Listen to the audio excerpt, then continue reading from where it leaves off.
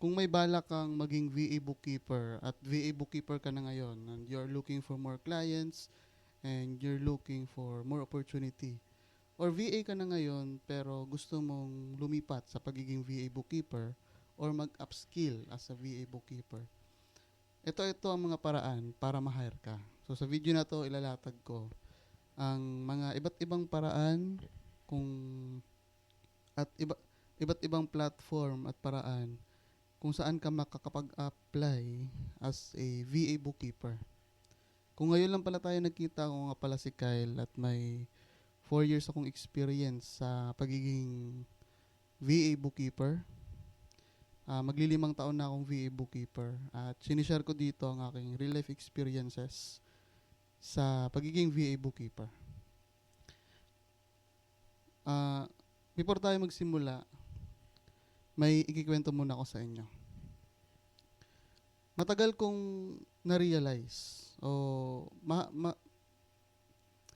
iba't ibang platform na ang nasubukan ko para makapag-apply as a VA bookkeeper. Na-try ko na yung direct client from the Blue App, platform from the different agencies. Na-try ko na din yung platform ng OLJ. Na-try ko na din yung direct reach out at saka yung local clients na local businesses dito sa Pilipinas na na-try ko na din silang mapagsilbihan. At hindi parehas yung mga services, yung mga na-render ko sa kanila. Ang na-realize ko lang sa aking pag-4 years na, o magpa-5 years na pagiging VA bookkeeper, ay may maraming paraan para ma-hire ka. May maraming paraan para makapag-apply ka as a VA bookkeeper. Hindi lang siya sa Upwork, hindi lang siya sa OLJ, hindi lang siya sa LinkedIn, o kahit na anong platform. Napakaraming paraan talaga. It depends na lang on how you position yourself. It depends na lang kung ano ang kaya mong mapanindigan at sa tingin mo, anong problema ang sinusolusyonan mo. Kaya ilalatag ko dito ang mga nalalaman kung saan mag-a-apply as a VA bookkeeper.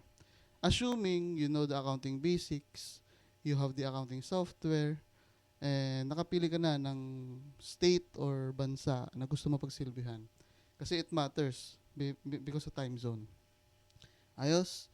Okay, ang pinaka-common na platform para mag-apply ka as a VA bookkeeper ay yung sa mga tinatawag na, ano ba tawag doon? Yung freelance platforms, VA platforms. Katulad ng OLJ, katulad ng Upwork, freelancer.com. Yung mga platform na yung job, ano ba tawag doon? Yung mga platform na may mga job post na usually na kapag ma-hire ka ay may fees. No? For example, yung platform yung magbabayad sa'yo kasi ang platform ang sisingil sa client. Yung mga ganong setup. Yung mga platform, ang personal kong experience dyan, na-hire lang ako once sa OLJ. Never akong na-hire sa Fiverr, never akong na-hire sa Upwork. Sa mga platform OLJ lang ako tsumamba. Sa OLJ lang ako nagka-client.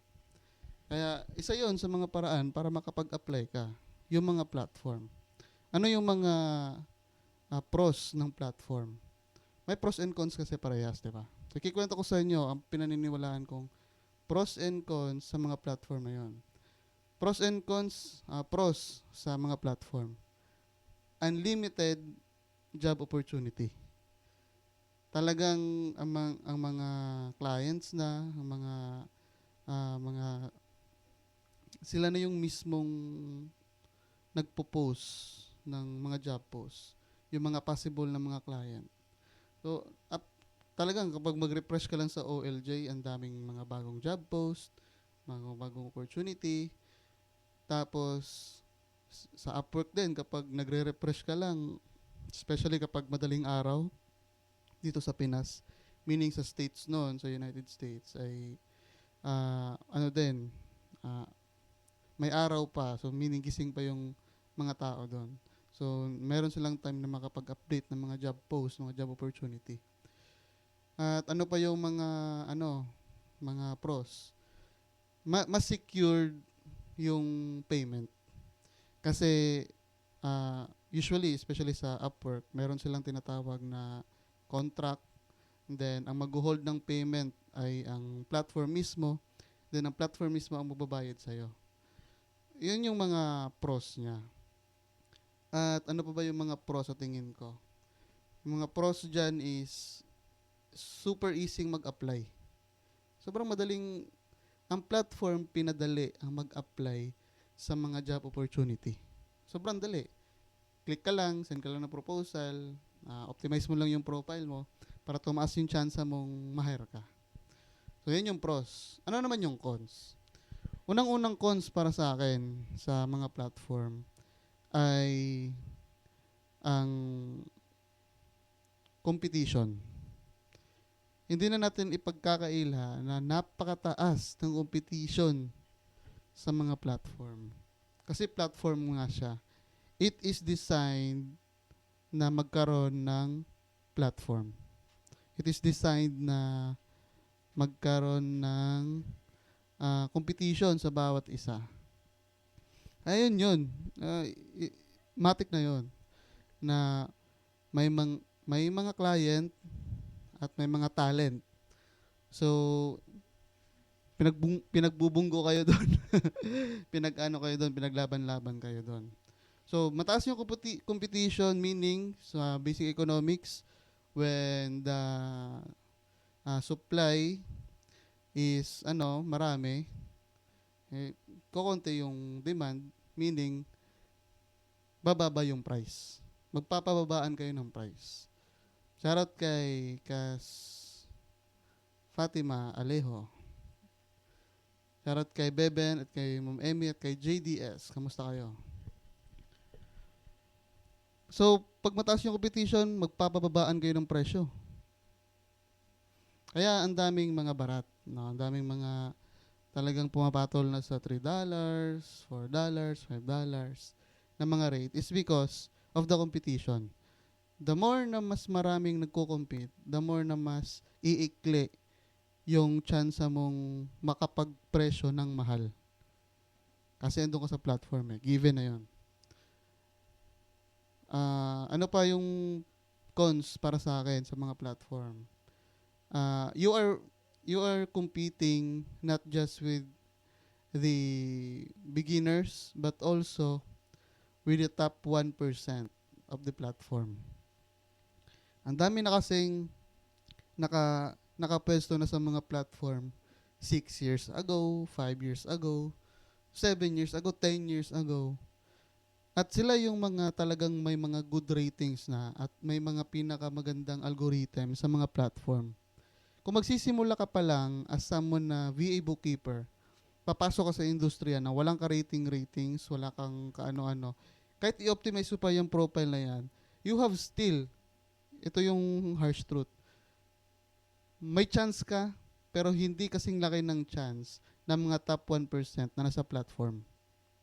Ayun yung cons ng mga platform. You have to compete not just with the co-beginners, but also sa mga top 1% na nakaugat na sa mga platform na yan. Isa yan sa cons ng mga platforms. Ano pang cons para sa akin? The cash flow. Hino-hold ng platform usually ang payment for insurance, for delivery purposes, and also talagang madedelay yung pagre-receive mo ng pera. At isa pa yung fees, because the platform provides you the opportunity, gives you the higher chance para ma-hire. So ang singil nila doon is yung mga fees. Minsan kailangan mo magbayad para makapag-apply, at kapag na-hire ka na din, babawasan pa yung natanggap mong sa project na sweldo o sahod at babawasan nila yun ng porsyento. So, yun yung cons para sa akin. Madali lang ba matuto ang bookkeeping? It depends. Kung may background ka, madali. Kung wala, it takes time. Pero possible na possible sa lahat. Okay, yun ang unang platform na, yun yung unang way para sa kung saan ka mag-a-apply. Platforms. Okay, next. Isa sa mga paraan isa sa mga way para makapag-apply ka as a VA bookkeeper ay ang direct reach out. Ang direct reach out, applicable to sa agencies and direct clients.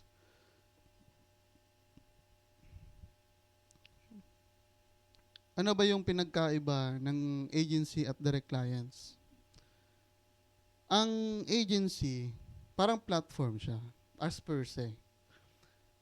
Para pa rin kayong may competition pa rin, may charges pa rin, pero the security is much more higher.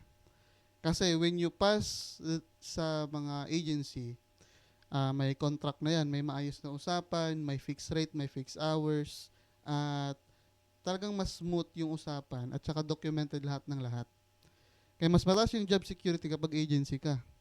Pero you have to compete with the others. Kailangan maganda yung experience mo, meron ka ng portfolio, at meron ka ng maraming bitaw. Kasi ang agency ang isa sa mga pinakamataas na standards when it comes sa VA market. Sila yung may pinakamataas na standards. Mataas pa yung standard nila sa actual requirement ng client.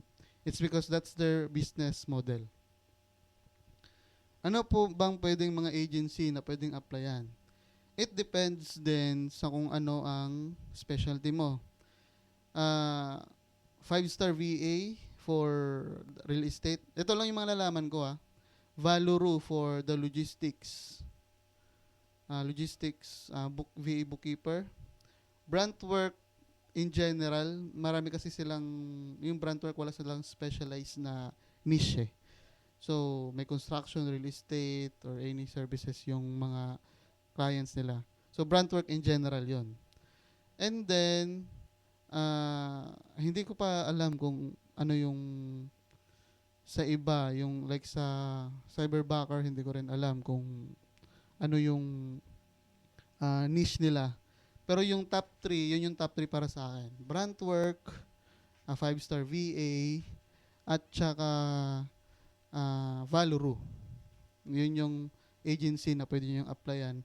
Para sa akin, pag experience kayo, go kayo doon kasi maganda yung review, mataas yung ratings, at maganda din yung ratings nila in general, at saka maganda yung work-life balance at saka patakaran nila doon. Yung sa agency, pwede kayo makapag-reach out on directly kasi meron silang sariling website. At minsan may mga hiring managers yan na pwede mo makausap at pwede mong pag-applyan. So, agency, isa. Yung direct naman, yun yung tinatawag nating direct client. Yun yung mismong may-ari, yung mismong manager, or mismong taong nangangailangan ng serbisyo mo ang nag-job post. Tapos doon ka na mismong nag-chat. Saan mo sila usually makita? Usually nakikita mo yan sa LinkedIn posts or sa mga blue up groups, sa mga FB groups. Doon mo sila makikita. Kasi doon sila nag-a-apply. May mga community kasi yung mga yan. At isa pa, huwag ka lang kayong mag-focus na mag-join ng community sa Blue App. Actually, there are many ways para makapag-gather ng community. Kung familiar kayo sa school, skool.com, yung school.com, it's a community building platform din. Kaya kung may budget kayo to join those communities, especially for, shoutout kay Abby, especially for the business owners, at saka may mga budget, at saka high ticket, pumusta kayo doon sa school.com. Kasi andon yung mga business owners talaga na willing magbayad. Though it needs an initial investment for you to penetrate sa market na yon.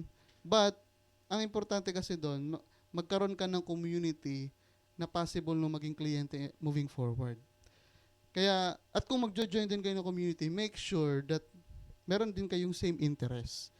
Na hindi lang magbenta ka doon ng services mo, because you are willing to serve. Kapag nagjo-join, ito yung mali ng karamihang VA. Nagjo-join sila ng mga community for business owners, real estates, in the intention na makapagbenta. For the intention na magkaroon ng client. Hindi yun yung essence ng community at doon kayo nagkakamali. May kwento ko sa inyo. Nung yung first local na direct client ko, nakuha ko siya kasi nabilong ako sa mga negosyanteng Pilipino na grupo, makasosyong malupit group. Hindi ko talagang intensyong magbenta doon. Hindi ko intensyong magkaroon ng client doon. Wala nga sa isip ko magkaroon ng local client because sanay na ako sa mga US clients eh. Sanay na ako doon sa clients ng USD ang bayad. Now, dahil andun ako sa community na yon, nagbibigay ako ng insights, nakikinig ako sa mga insights nila, talagang nagkaroon kami ng bond. Talagang community kaming tunay.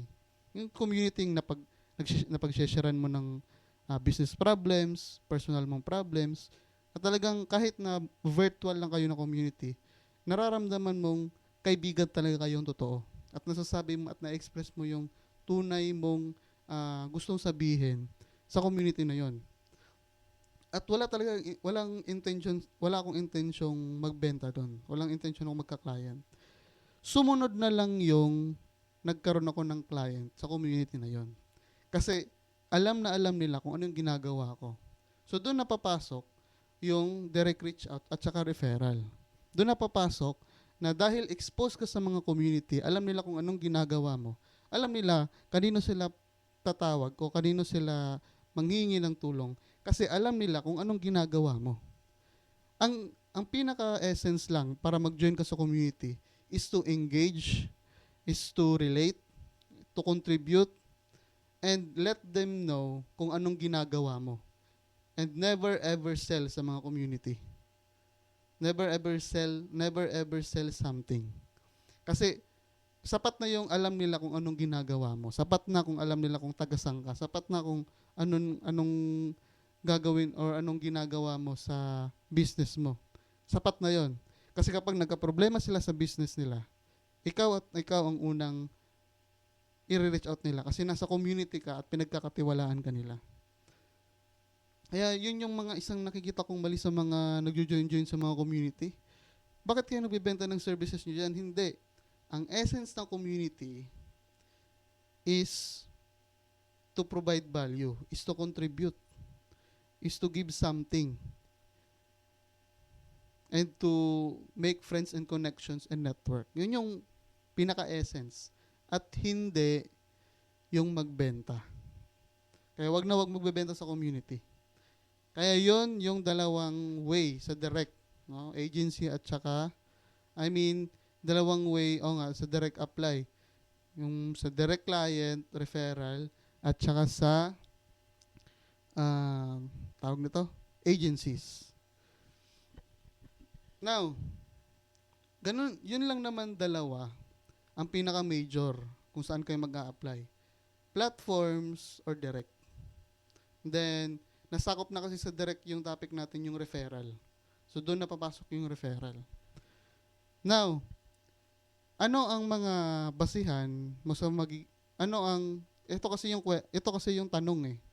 Hindi sapat ang tanong na kung saan mag-a-apply. Kailan mo malalaman ano ang dapat mong indicator para masabi mong it's the right time to apply sa gusto mong pag-applyan. For example, ganito. Para maitawid ko lang yung gusto kong sabihin. Beginner ka.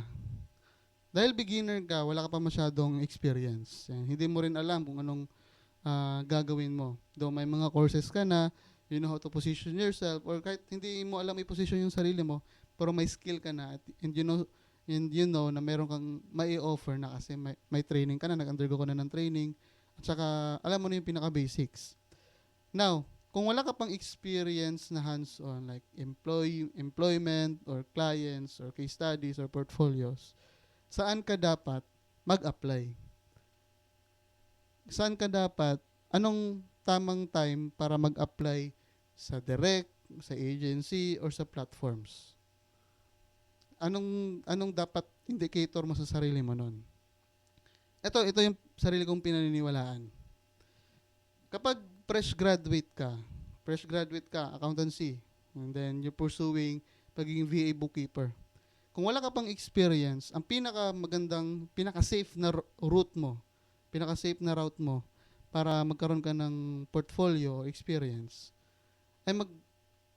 ay pumusta ka muna or mag-apply ka muna sa local na mga agencies. Kasi they have a lower standards kaysa sa mga virtual agencies. Yung mga BPO na nag-hire ng accounting account, doon kayo mag-apply. Kasi merong mga ano dyan. Kasi mas mababa yung sahod nila eh. Kaya hindi masyadong mataas yung standards. At it's a very good starting point. Kasi employment yon at considered corporate yon. At considered na kung anong ginagawa ng mga VA, yun din yung ginagawa nyo. Kasi it's BPO eh, same setup. Kahit magkaiba man yan sa accounting software, yung pinaka-essence ng trabaho, yun pa rin yun. Ngayon, fresh graduate ka, it's the perfect time na mag-apply ka muna sa mga BPO na accounting account. Kasi kung may bala ka na talagang maging VA, mahihirapan kang mag-transition kung magko-corporate ka pa ng local.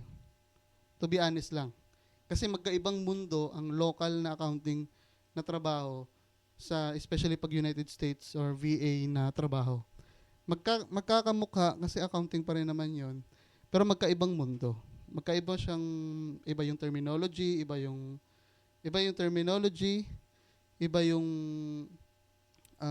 tawag nito, iba yung ambience, iba yung time zone, halos magkaiba talaga. Pero accounting pa rin. Kaya kung fresh graduate ka, mag-BPO ka muna na accounting para dun yung magiging source ng pinaka-experience. Now, paano pag ganito ang senaryo? Paano pag hindi ka accounting graduate? Tapos, paano pag hindi ka accounting graduate, tapos wala ka pang experience, pero nag-undergo ka na ng mga certifications and trainings? Walang chance na ma-hire ka doon sa mga local agency at wala ka ring chance na ma-hire ka doon sa mga virtual agency kasi mataas na yun. The fact na wala kang degree or the fact na hindi related yung degree mo sa ina-applyan mo, you have the lower chance na hindi ka talaga ma-hire doon. Wala kang chance. Ano masasuggest ko? Mas mag-double down ka sa direct client. Kasi doon ako nagsimula. Nagsimula akong maging VA bookkeeper nang hindi ako accounting graduate. Kahit nga ngayon, hindi pa ako graduate eh. I'm still, nag-aaral pa rin ako. Nag-aaral pa rin ako ngayon. So, dahil hindi ako mapasa-pasa sa mga agencies, sa mga local dito na mga client dito sa lugar namin, o local na mga BPO dito sa amin, ang sinimulan ko, nag-direct client ako. Mas mahirap siya kung saan ka maghahanap, pero wala kang ibang route. Pumusta ka or mag-double down ka dun sa direct client at the same time, local man yan or foreign. Importante, QuickBooks pa rin gagamitin mo. Kasi yun na din yun, same lang din yun. Sinabi ko kanina, magkaibang setup ang local accounting corporate sa ibang bansa. Kasi iba naman kasing setup yung mga accounting software natin dito sa Pilipinas. Pero pag QuickBooks Online pa rin yung gagamitin mo sa mga local clients mo, yun na din yun. Ganon na din yung interface. Ganon na din yung pinaka-itsura ng QuickBooks Online dito sa Pinas at saka sa US na QuickBooks. Kaya kung wala kang degree, wala kang experience, pero may trainings ka, huwag kang mag-agency kasi wala kang chance. Mag-double down ka sa direct client, regardless kung foreign or local. Basta QuickBooks or internationally recognized na mga accounting software because it's going to be your portfolio and starting point. Ano pa bang ibang senaryo? Ganito. Ang senaryo kapag may experiences ka na sa BPO na related sa accounting at gusto mo na mag-transition sa work from home, magstay ka muna ng ilang taon, siguro 2 or 3 taon minimum.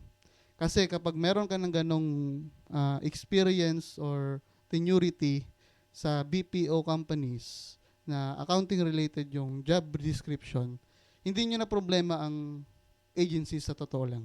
Hindi nyo na problemang mag-apply sa kahit na saang agency. Kasi you met the requirements, the minimum requirements. Ako na-hire lang ako sa mga agencies nung nagkaroon ako ng 1 taon na corporate experience at 2 taon combined experience sa pagiging VA bookkeeper. Doon lang ako nagsimulang ma-hire sa mga agencies. Kaya sinabi ko sa inyo, pag mag-BPO kayo na related sa accounting, make it sure na at least 2 to 3 years yung combined experiences nyo or tenuity nyo sa isang kumpanya. Kasi it matters sa mga agencies. And ang pinaka-safe, pinaka-secured na way to sustain, especially pag hindi ka naman sanay sa job hopping or sa iba't ibang kumpanya, mag-onboard ng maraming clients. Ang pinaka-safe to sustain is to stay with one agency. Yun yung pinaka-safe at saka buhay ka na doon. Mabubuhay mo na pamilya, mabubuhay mo na sarili mo, at decente na yung payment, lifestyle mo nun.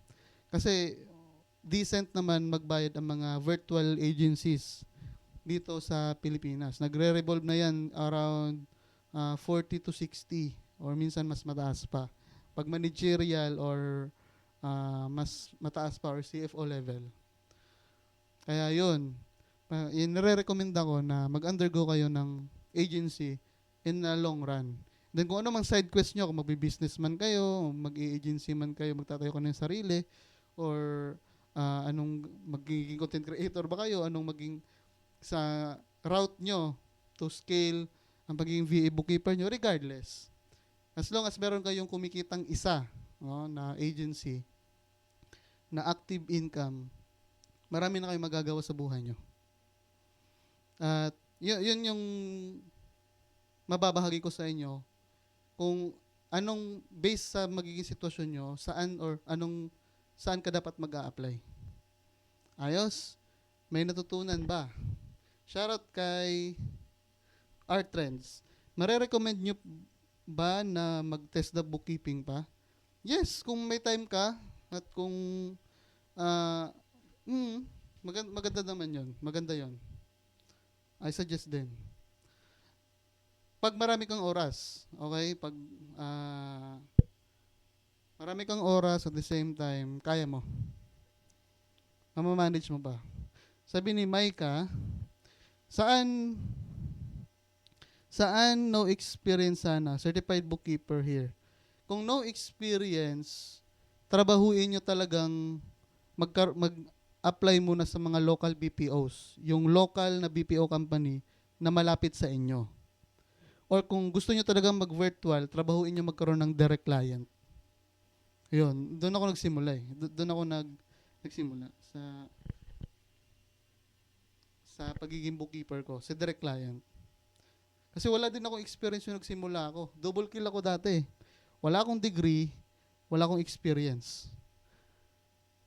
Wala akong option. Hindi ako ma-hire sa mga agencies. So, ginawa ko, nag-direct ako. Francis, boss, working ka sa gabi or umaga as VA bookkeeper? Actually, 30 minutes from now, shift ko na. Panggabi ako, pero semi-flexi.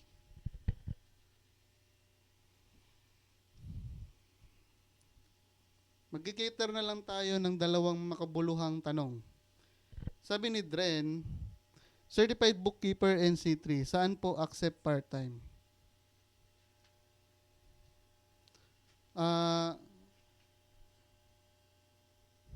Certified bookkeeper NC3, saan po accept part-time?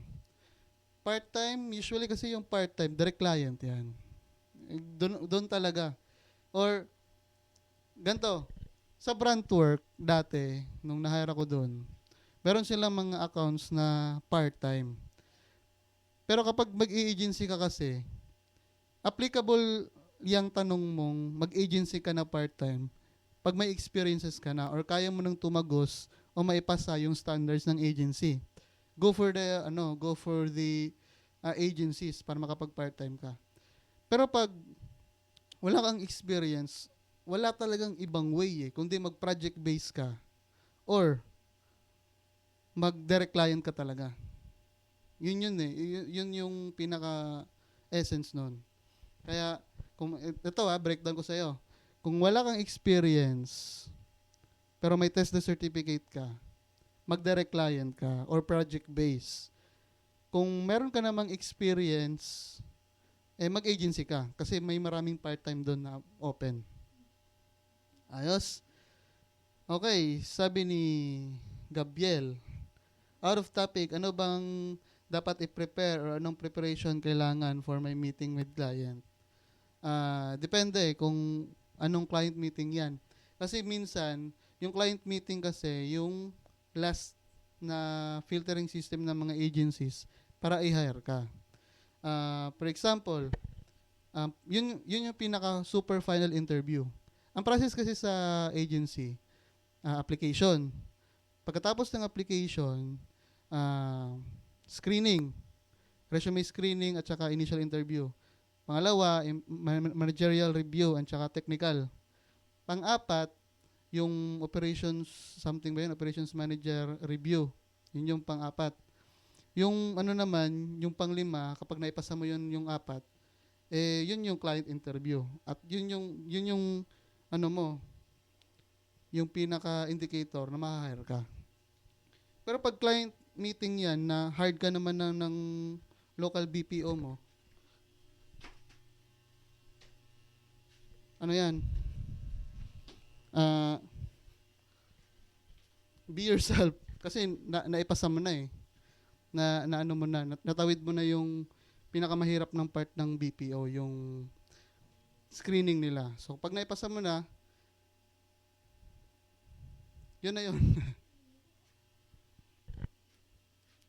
Ano scope po ginagawa ng bookkeeper? Bookkeeper, inabot din po ba ng mga... Sabi ni Unggoy, ano scope po ng ginagawa ng bookkeeper? Inaabot din po ba yung mga tax filings? Actually, iba ang pag ano kasi, pag sa VA bookkeeper ka, US US. Pag sa US, pag bookkeeper ka, hanggang ano ka, magko-coordinate ka talaga sa internal accountant or sa third party na CPA ng client mo. Hindi ikaw mismo yung magpa-file ng tax. Hindi mo na role yun. At sobrang komplikado din yun. Ibang training yun, ibang certifications yun, and you need to be tax agent in order for you na makapag-file ng tax in behalf of your client. So, it takes certification para magawa yun. Kaya hindi siya basta-bastang ginagawa ng kanino man. Kaya kung bookkeeper ka lang talaga. Sabi ni Dren, I am corporate accounting staff po. Yun, may chance kang, mataas na chance na ma-hire ka sa mga agencies. Subukan mo yun. Ilang taon ka na sa corporate? Ilang taon ka na, may mataas ka ng chance na ma-hire, kumbaga. Okay, last tanong na lang. Guys, join pala kayo sa ating Discord community na nasa Discord.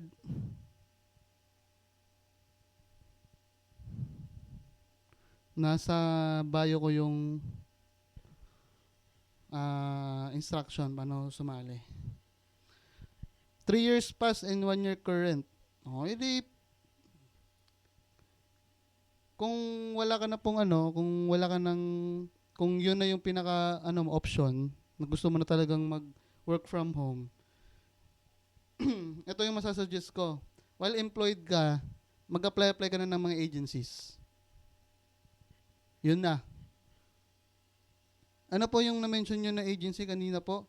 Brandwork, 5-star VA, at saka Valoro kung logistics. At saka, ako meron akong ano dito. Pasado na ako dito sa agency na to, kaso hindi ako nabigyan ng client pa. Wing assistant. Try mo din yung wing assistant. Pero matagal na kong na ano dun eh, na ipasa, na hanggang ano lang, hanggang client matching lang, hindi lang nag-go through. Tracking, ICER, yung logistic tracking industry. Shia, may chance ba if BSA student and may QB, Avalara and zero certification? Oo. Hindi, ganito na lang. Gantong gamitin natin analogy. Ang tanong mo kasi, may chance ba maging VA bookkeeper kapag BSA student ka, pero may QuickBooks certification ka, Avalara, and zero certification? Ako, naging VA bookkeeper ako nang wala akong degree at wala akong experience. Nag-drop ako ng BSA eh. Kaya kung kaya ko, kaya mo. I mean, kung may nakagawa, posible na siya. So possible. Possible. Pero kung BSA student ka, di ko lang sure kung kaya mong ipagsabay yung trabaho at saka school. Hindi lang ako sure kasi hindi na ako BSA ngayon eh. Yung logistics po, tracking. Tracking, like yung mga truck talaga, yung operations ng mga truck. Kita mo yung mga truck na nagdi-deliver, ganon. Wala po experience sa VA, pero 10 years sa tax and accounting experience, may pag-asa. Sobrang laki ng pag-asa. Alam nyo, yung mga nagtatanong dito na may mga experiences na sa corporate, talagang meron kayong mga edge na. Wag nyong i-invalidate yung mga local experiences nyo para maging VA.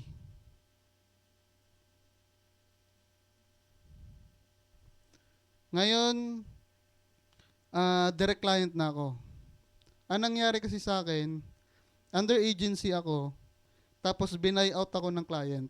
Meaning, may ganun kasing senaryo. For example, agency ka ngayon. Tapos, gusto ng client mo na direkta ka ng bayaran. Direct client ka na nun. Parang bibilin ka ng client mo sa agency. So, agency na ako ngayon. I mean, direct na ako ngayon. Hello, sir. Nag-take ba kayo ng board? Hindi nga ako nakagraduate ng BSc eh.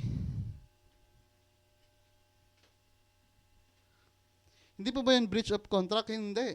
Kasi, hindi siya breach of contract kasi pag-uusap siya ng direct client at ng agency. Binili ako. It's a legal process. It's a legal process. It's a business transaction. Kaya wala problema dun.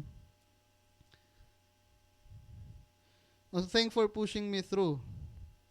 Oh, may contract lahat. Thank you for pushing me through. I wish Australia kahit agency. Oh, Australian 4-day shift. Hindi lang ako familiar kung sa mga agencies na may Australian client. Kasi usually kasi mga agents ko US client eh.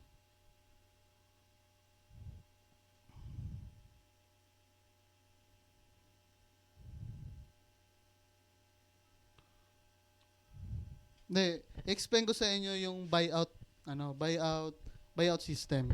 Ganito kasi yan. Agency to. Agency yan. Ako yung talent. At ito yung client. Sa usual na transaction, ang agency ang magko-collect ng payment from client at si agency ang magsisweldo sa akin. Ganon. Bale, yung sweldo ni client sa akin, sa agency niya ibabayad. At yung agency, ibabayad niya sa akin. Na may bawas na percentage. Percentage. Now, may ganitong senaryo kasi. Yung agency, at saka yung client, gusto ni client na direkta na akong bayaran. No? Ako yung talent. Gusto ng client na direkta na akong bayaran. At hindi na ako mag-under ng agency. Anong gagawin na transaction nun? Ang gagawin nun, bibilin ako ng client ko. May katumbas na presyo yan. Bibilin ako ng client ko para ako direkta na makapagtrabaho sa client at hindi na ako under sa agency. Tawag doon, buyout. Meron din yan sa NBA, sa hindi lang yan sa NBA. Basta ganon. Nagets nyo ba yung business model ng agency? Alam kong nagets nyo yan. Pag ako nag-explain, sobrang linaw. Sobrang linaw pa sa tubig.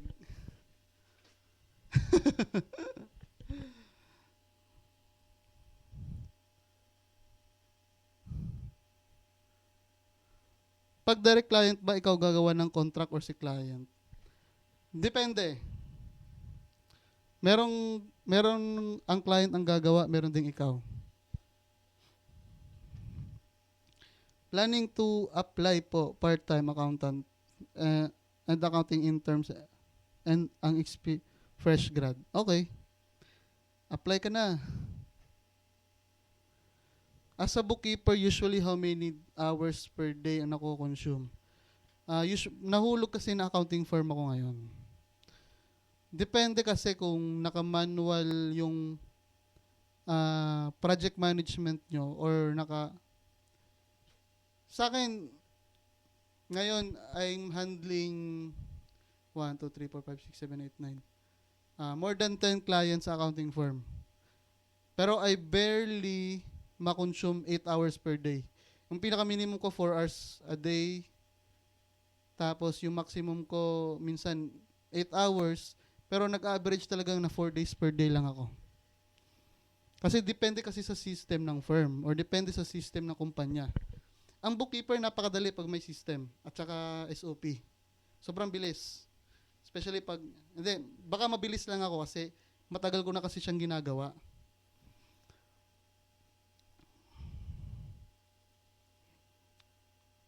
Pero siguro kung baguhan ka, siguro 6 to 8 hours. Depende sa transactions ng client. Depende sa volume kasi yan magbe-base eh. Pero kahit kasi volume, kapag QuickBooks Online, pwede mo kasing bultuhang i-upload yun eh. Pwede mo kasing gawan ng paraan na mapabilis yung trabaho mo. Kuya, nag-guide ka po sa beginner. Sorry po, hindi. Pero may community tayo na pwede mong pagtanungan. Okay lang po ba SAP at NAV ang accounting system ng alam? QB kasi kadalasan sa US. Magkakamukha lang naman yan. Magkakamukha lang yan. Ang masasuggest ko, aralin mo yung QuickBooks, at least certification, Pro Advisor. And then, apply ka na agad. Gamitin mo yung relevance ng experience mo sa SAP at saka sa NAV, sa NAV. Kahit Pro Advisor ka lang, basta accounting software, magkakamukha lang naman yan.